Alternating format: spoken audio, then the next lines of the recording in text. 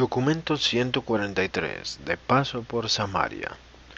A fines de junio del año 27 después de Jesucristo y en vista de la oposición cada vez mayor que manifestaban los dirigentes religiosos judíos, Jesús y los 12 partieron de Jerusalén, después de enviar sus tiendas y sus escasos efectos personales a la casa de Lázaro en Betania para que allí fueran guardados. Procedieron hacia el norte a Samaria y pasaron el sábado en Betel. Predicaron aquí durante varios días a la gente que había venido de Gofná y Efraín. Llegó un grupo de ciudadanos de Arimatea y Tabná para invitar a Jesús a que visitara sus aldeas. El maestro y sus apóstoles pasaron más de 2 semanas enseñando a los judíos y samaritanos de esta región, muchos de los cuales hasta venían de Antipatris, que estaba bastante lejos, para escuchar la buena nueva del reino. Los habitantes del sur de Samaria escuchaban con regocijo a Jesús y a los apóstoles, a excepción de Judas Iscariote. Pudieron sobreponerse considerablemente a su prejuicio contra los samaritanos. A Judas le resultaba muy difícil amar a estos samaritanos. La última semana de julio, Jesús y sus asociados se prepararon para partir hacia las nuevas ciudades griegas de Phasaelis y Arkelais, cerca del Jordán. Las predicaciones de Arkelais.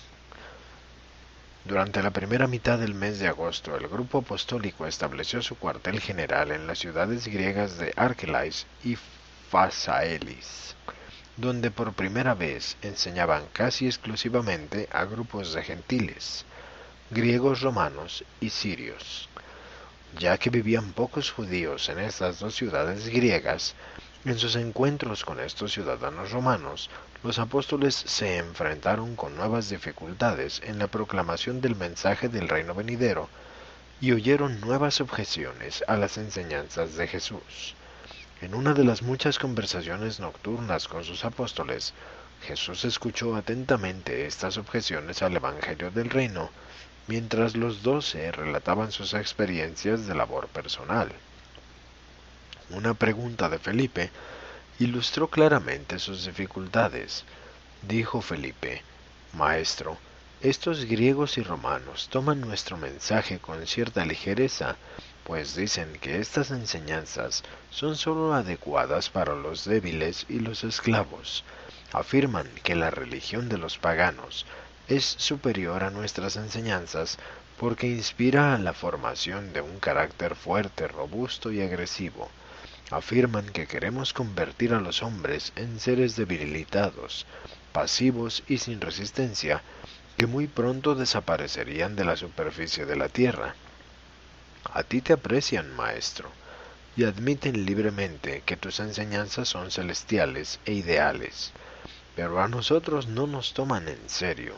Afirman que tu religión no es para este mundo, que los hombres no pueden vivir según tus palabras. Ahora bien, maestro, ¿qué hemos de decir a estos gentiles?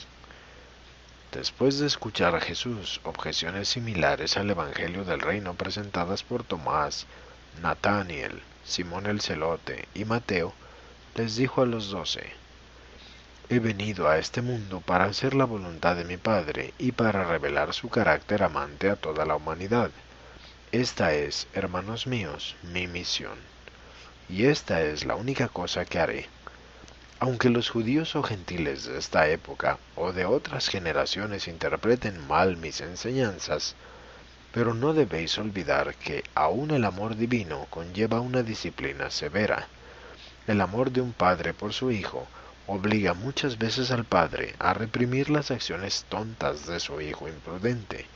El hijo no siempre comprende los motivos sabios y amantes de la disciplina restrictiva del padre.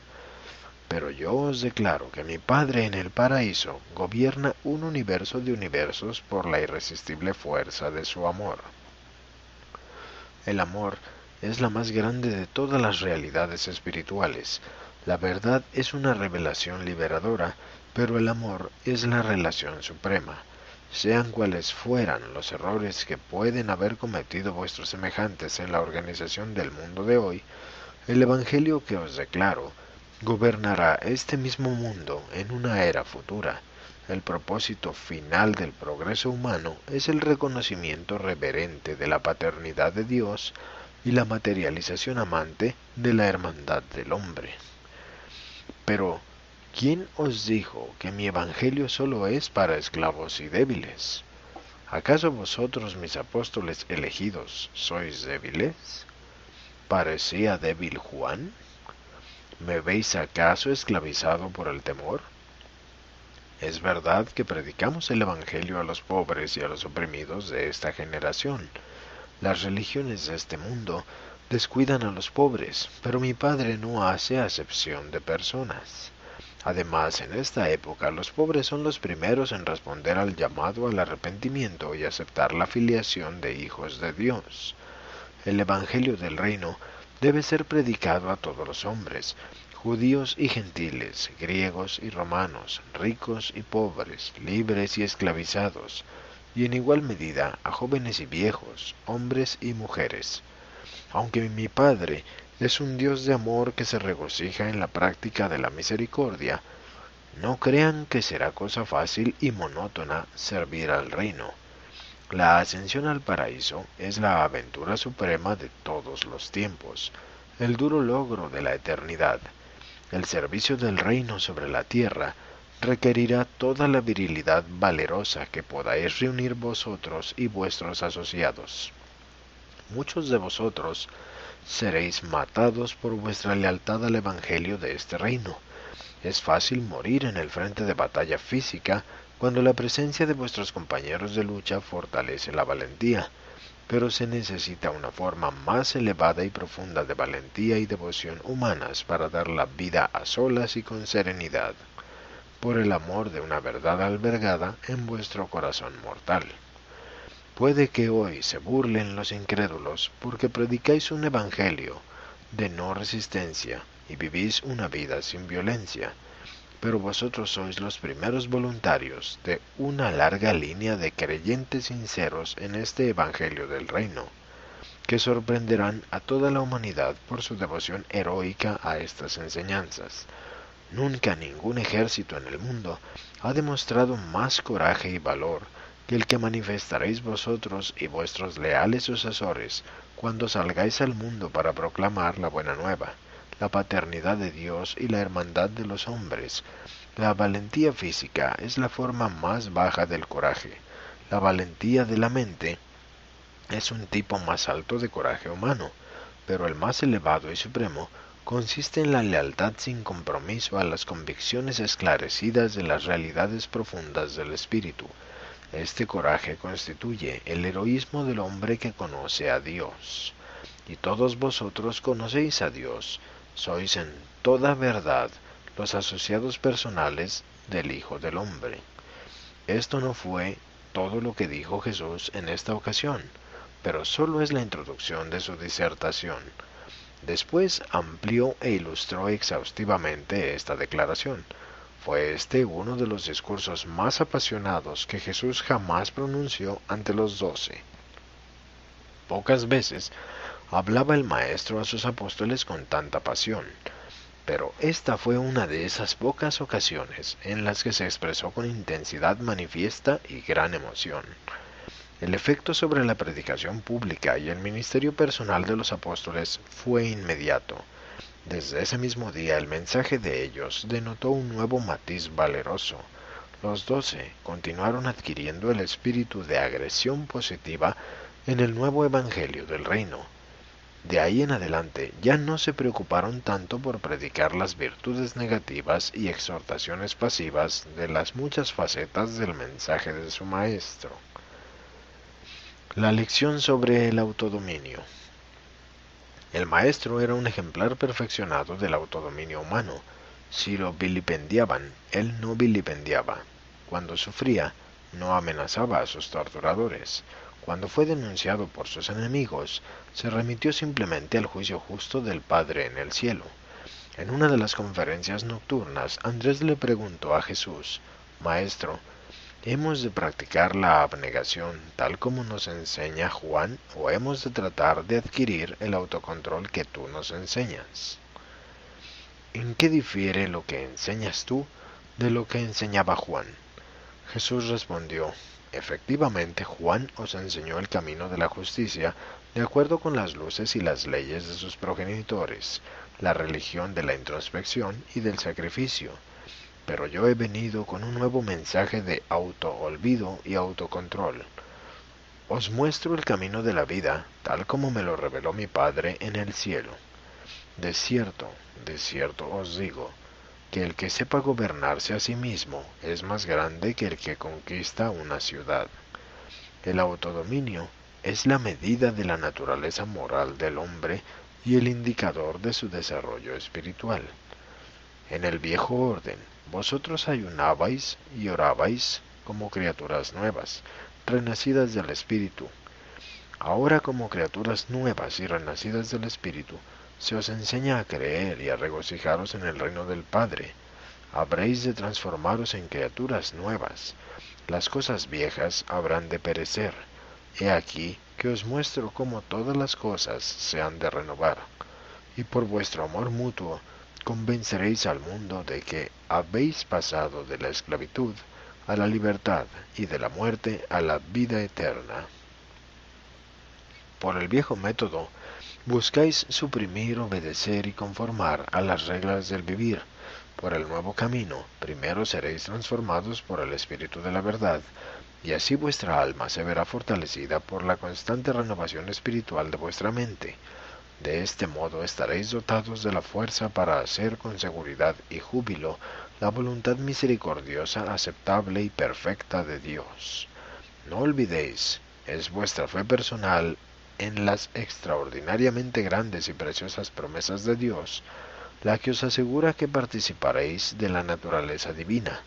Así pues, mediante vuestra fe y la transformación del Espíritu, llegaréis a ser en realidad templos de Dios, y su Espíritu vive verdaderamente dentro de vosotros. Si el Espíritu vive dentro de vosotros, ya no seréis esclavos e encadenados por la carne, sino hijos del Espíritu, libres y liberados. La nueva ley del Espíritu os dota de la libertad, del autodominio, reemplazando la vieja ley del temor, basada en la autoesclavitud y en las cadenas de la abnegación. Muchas veces cuando habéis hecho el mal, habéis pensado en culpar a la influencia del demonio en vuestros actos, aunque en realidad habéis errado guiados por vuestras propias tendencias naturales. ¿Acaso no os dijo el profeta Jeremías hace mucho tiempo que el corazón humano es engañoso por sobre todas las cosas y a veces aún desesperadamente perverso? Cuán fácil es engañaros a vosotros mismos y caer así en temores tontos, deseos arrolladores, placeres esclavizantes, malicia, envidia y aún odio vengativo. La salvación se obtiene mediante la regeneración del espíritu y no por las acciones santurronas de la carne. Estáis justificados por la fe y acompañados por la gracia, no por el temor y la abnegación de la carne. Aunque los hijos del Padre que han nacido del Espíritu son siempre y para siempre dueños de su ser y de todo lo que les corresponde a los deseos de la carne, cuando sabéis que os salva la fe, tendréis paz verdadera con Dios. Y todos los que sigan el camino de esta paz celestial están destinados a ser santificados al servicio eterno de los hijos de Dios eterno, hijos en constante progreso. De aquí en adelante, ya no será un deber, sino más bien un gran privilegio para vosotros purificaros de todos los males de la mente y del cuerpo, mientras buscáis la perfección en el amor de Dios. Vuestra afiliación está fundada en la fe, y debéis permanecer impasibles ante el temor. Vuestro regocijo nace de la confianza en el Verbo divino. Por consiguiente, no dudaréis de la realidad del amor y de la misericordia del Padre. Es la bondad misma de Dios la que conduce a los hombres a un arrepentimiento verdadero y genuino. El secreto de vuestro autodominio está ligado con vuestra fe en el Espíritu residente que siempre labora por amor. La fe salvadora misma no proviene de ustedes, sino que es otro don de Dios. Al ser hijos de esta fe viviente, Ya no seréis los esclavos de vuestro yo, sino más bien los dueños triunfantes de vuestro yo, los hijos liberados de Dios.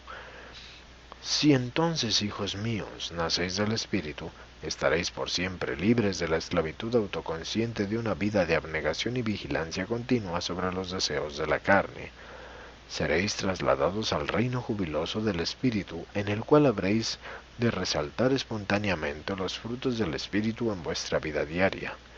Los frutos del Espíritu son la esencia del tipo más elevado de autocontrol ennoblecedor y regocijante, aún el alcance máximo del logro mortal terrenal, el verdadero autodominio.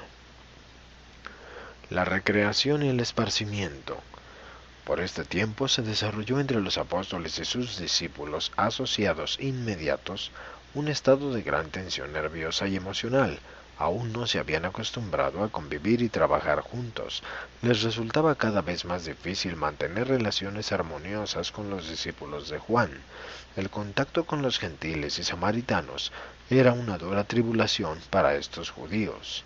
Más aún, las recientes declaraciones de Jesús habían contribuido a la perturbación de su mente. Andrés estaba casi fuera de sí, ya no sabía qué hacer, y por eso recurrió al Maestro con sus problemas y perplejidades.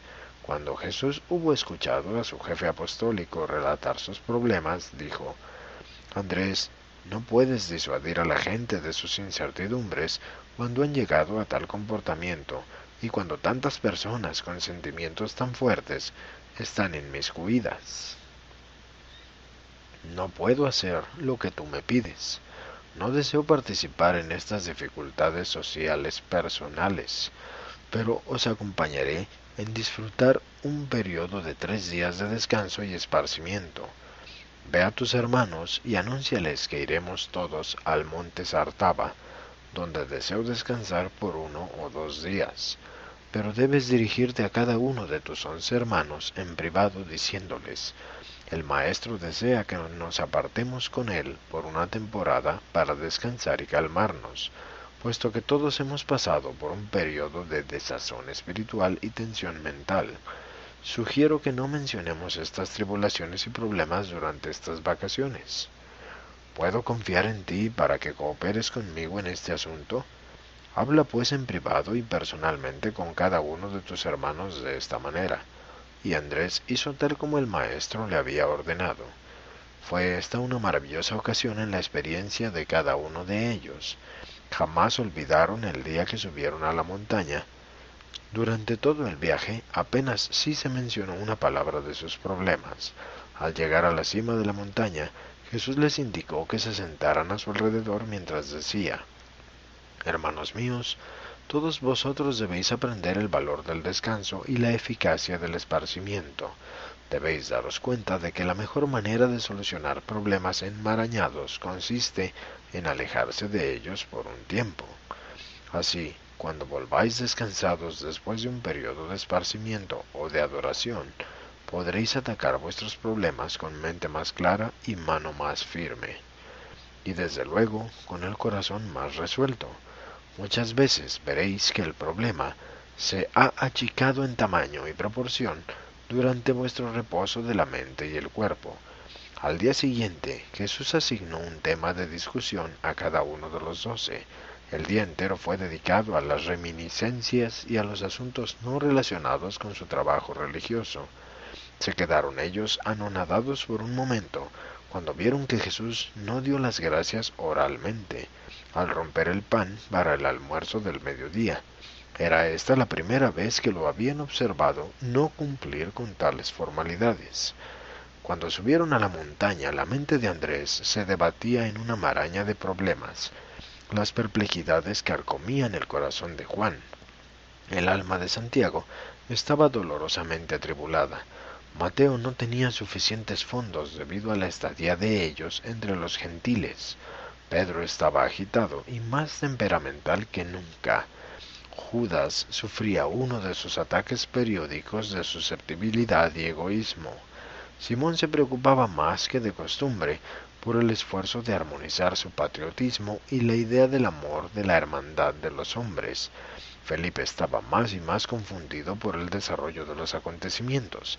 El sentido de humor de Nathaniel había disminuido desde que habían comenzado su obra entre las poblaciones gentiles, y Tomás sufría una grave temporada de depresión.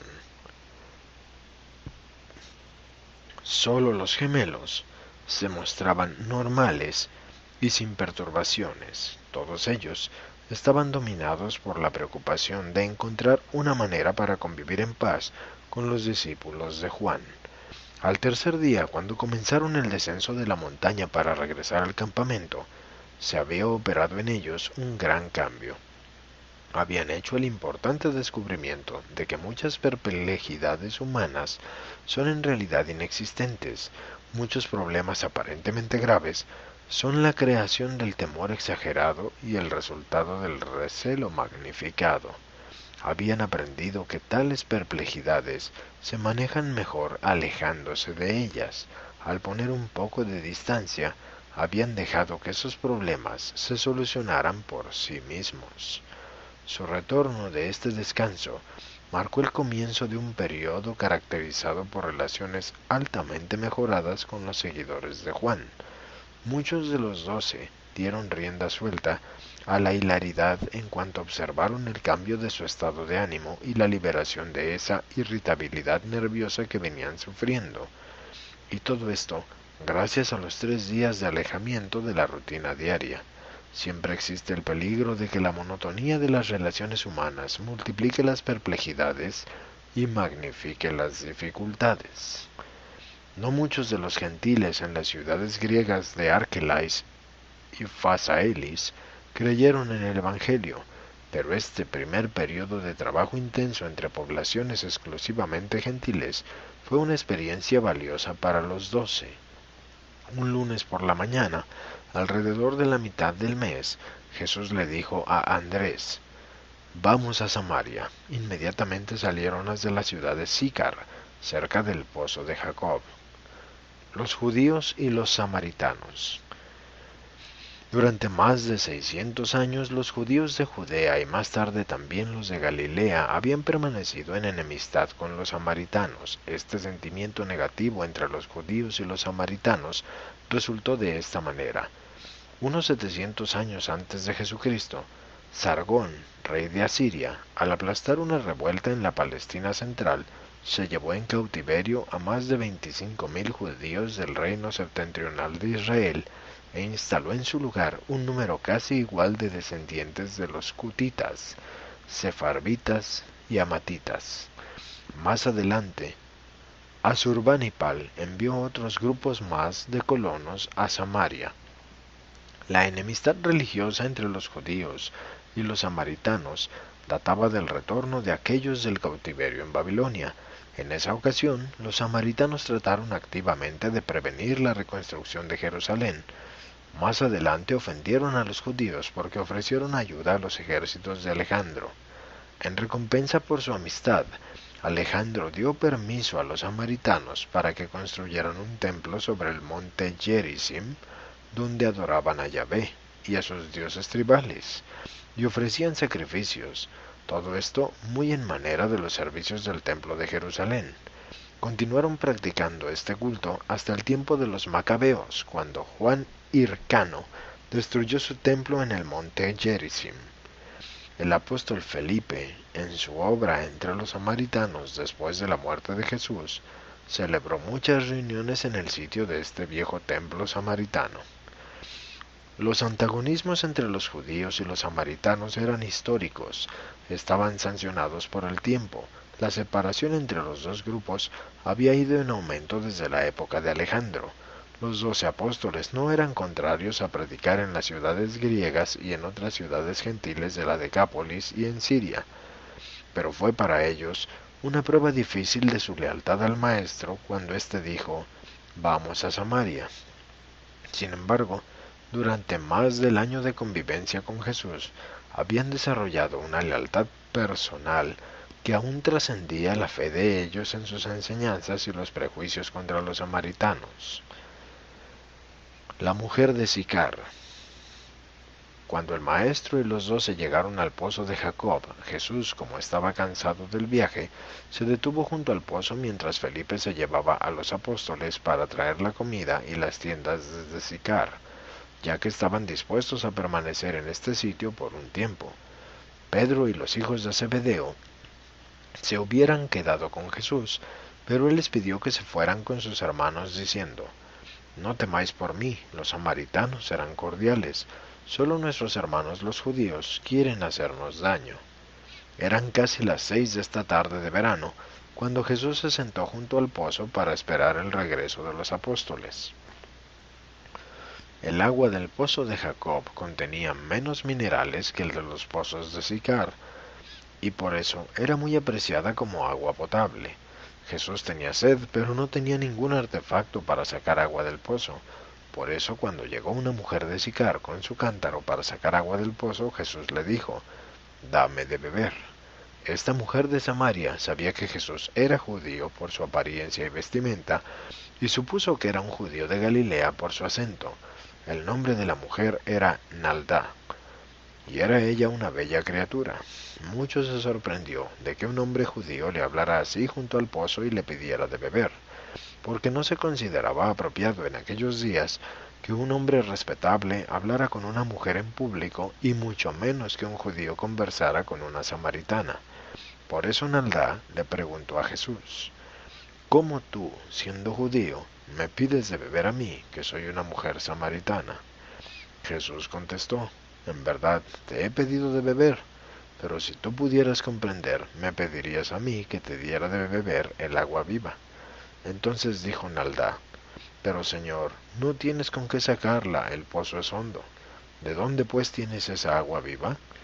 ¿Es que tú eres más que nuestro padre Jacob, que nos dio el pozo, y del cual bebió y bebieron sus hijos y sus ganados?». Jesús respondió: «Todo el que beba de esta agua volverá a tener sed, pero el que beba del agua del Espíritu vivo no volverá a tener sed nunca más. Y esta agua viva se convertirá en él en un manantial refrescante que brotará para la vida eterna». Nalda dijo entonces: «Dame de esa agua para que no tenga más sed y no tenga que venir aquí a sacarla.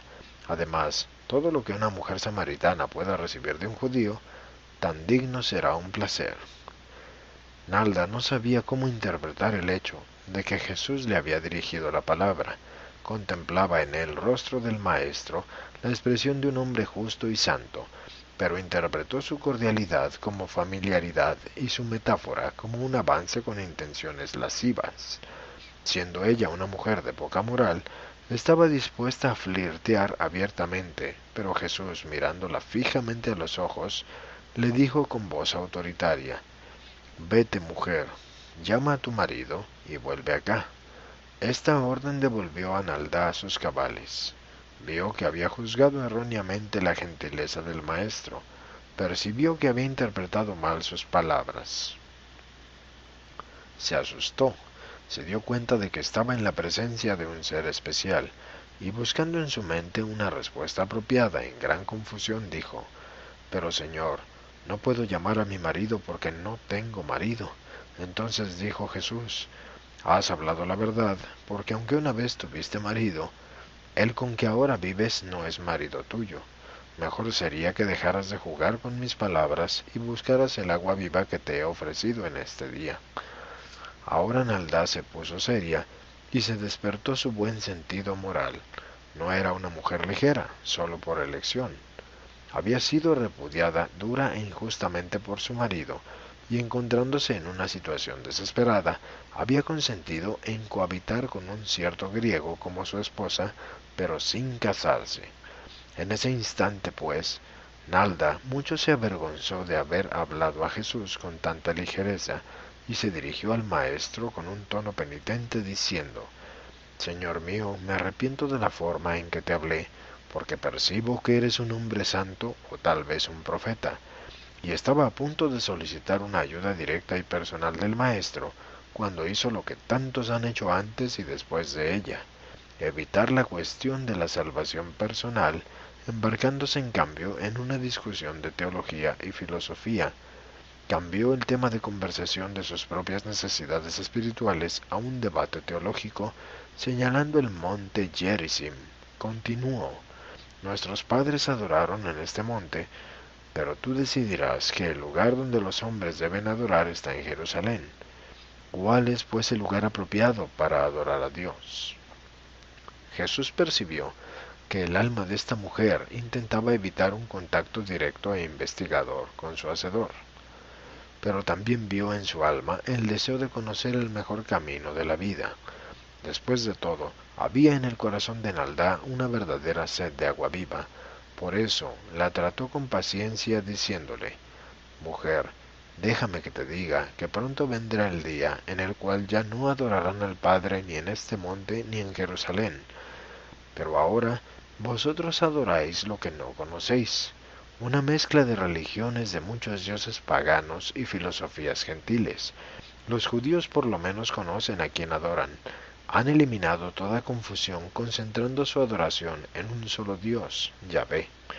Pero debes creerme cuando te digo que la hora está por venir, ya está aquí, en que todos los que adoren sinceramente adorarán al Padre en el Espíritu y en la verdad, porque estos son los creyentes que el Padre busca.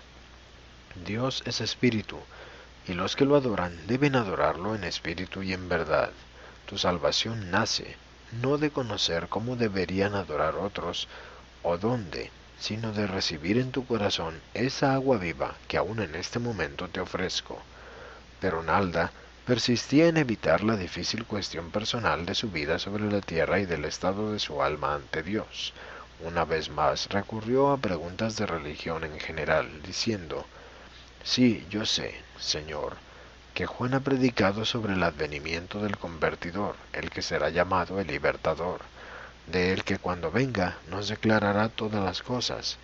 Y Jesús, interrumpiéndola, dijo con sorprendente seguridad: yo que te estoy hablando soy Él.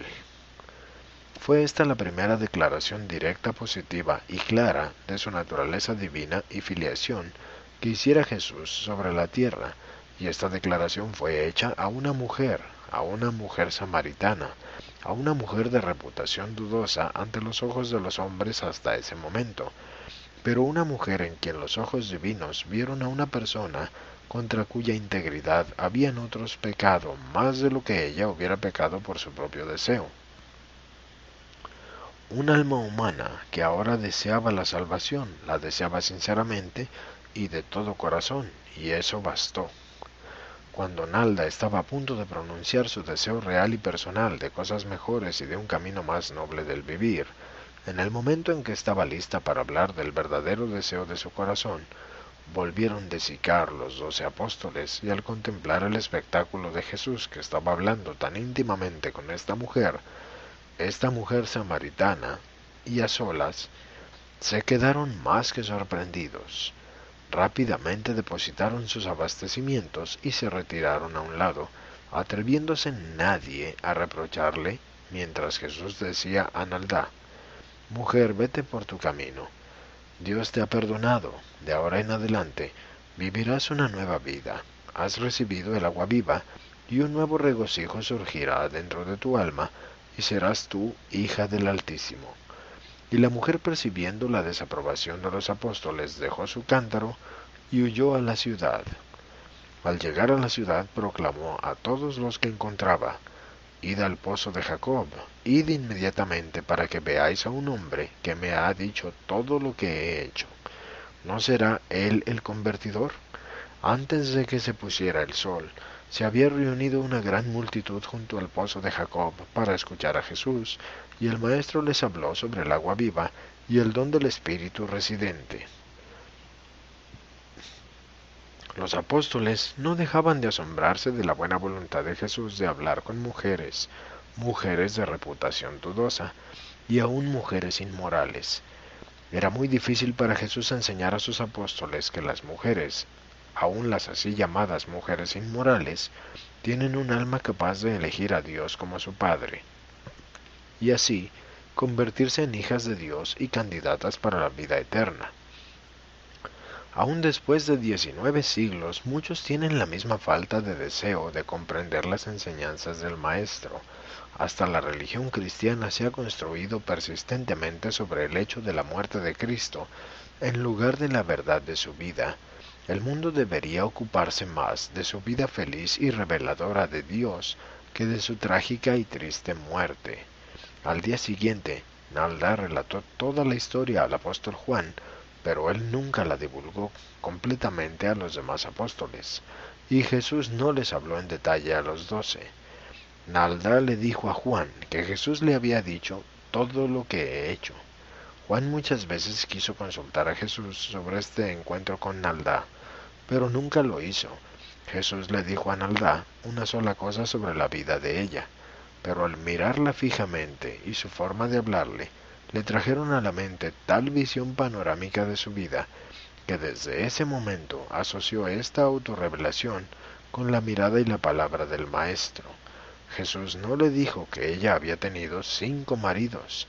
Ella había vivido con 4 hombres distintos desde que su marido la repudió, y este hecho, juntamente con la visión de todo su pasado, se le presentó tan vívidamente a la memoria en el momento en que se dio cuenta de que Jesús era un hombre de Dios, que posteriormente le repitió a Juan que Jesús efectivamente se lo había dicho todo. El renacimiento samaritano. La tarde en que Nalda atrajo a las multitudes de Sicar para ir a ver a Jesús, los 12 acababan de volver con comida e instaron a Jesús a que comiera con ellos en vez de hablar a la gente, porque habían estado sin comer todo el día y tenían hambre. Pero Jesús sabía que pronto caería la noche y por eso persistió en su determinación de hablar con el pueblo antes de despedirlos. Cuando Andrés intentó persuadirlo de que comiera algo poco antes de dirigirse a la multitud, Jesús le dijo: «Tengo un alimento del que vosotros no sabéis». Al escuchar esto, los apóstoles se dijeron unos a otros: «¿Le habrá traído alguien de comer? ¿Es posible que la mujer le dio comida y además de bebida?». Cuando Jesús los oyó conversar entre ellos antes de hablar a la gente, se volvió para decirles a los 12: «Mi alimento es hacer la voluntad de aquel que me ha enviado y llevar a cabo su obra. Ya no debéis decir vosotros: falta tanto y tanto para la cosecha. He aquí a esta gente que sale de una ciudad samaritana para escucharnos. Yo os digo que los campos ya blanquean para la cosecha. Aquel que siega recibe salario y recoge estos frutos para la vida eterna. Así pues, los sembradores y los segadores se alegran juntos, porque en esto es verdadero el refrán: uno es el sembrador y otro el segador. Os envío ahora a segar donde vosotros no habéis trabajado. Otros han trabajado y vosotros ahora estáis a punto de uniros con su trabajo».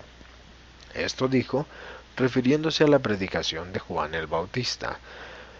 Jesús y los apóstoles fueron a Sicar y predicaron 2 días antes de establecer su campamento en el monte Gerizim. Muchos de los habitantes de Sicar creyeron en el Evangelio y pidieron ser bautizados, pero los apóstoles de Jesús aún no bautizaban. La primera noche en el campamento en el monte Gerizim, los apóstoles esperaban que Jesús les reprochara su actitud hacia la mujer junto al pozo de Jacob, pero él no habló del asunto. En cambio, les dio un discurso memorable sobre las realidades que son centrales en el reino de Dios. En cualquier religión es muy fácil que los valores se vuelvan desproporcionados y que los hechos ocupen el lugar de la verdad en la teología personal. El hecho de la cruz se volvió el centro mismo del cristianismo subsiguiente, pero este no es la verdad central de la religión que se puede derivar de la vida y enseñanzas de Jesús de Nazaret. El tema de la enseñanza de Jesús en el monte Gerizim fue de que Él desea que todos los hombres vean a Dios como a un Padre y amigo, así como Jesús es un hermano y un amigo. Una y otra vez les repitió que el amor es la relación más grande en el mundo, en el universo, así como la verdad es la declaración más grande del cumplimiento de estas relaciones divinas. Jesús se declaró tan plenamente ante los samaritanos porque podía hacerlo sin peligro y porque sabía que no volvería a visitar el corazón de Samaria para predicar el evangelio del reino.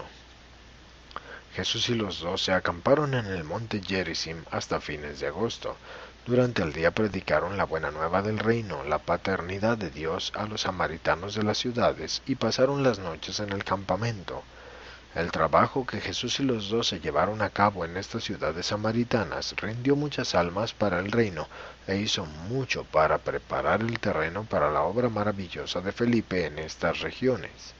Después de la muerte y resurrección de Jesús, posteriormente a la dispersión de los apóstoles hasta los confines del mundo debido a la amarga persecución de los creyentes en Jerusalén. Las enseñanzas sobre la oración y la adoración. En las conferencias nocturnas en el monte Gerizim, Jesús enseñó muchas grandes verdades y en particular acentuó lo siguiente: la verdadera religión es el acto de un alma en sus relaciones autoconscientes con el Creador. La religión organizada es el intento del hombre de socializar la adoración de los religionistas individuales. La adoración, la contemplación de lo espiritual, debe alternar con el servicio, el contacto con la realidad material. El trabajo debe alternar con el esparcimiento. La religión debe ser equilibrada por el buen humor.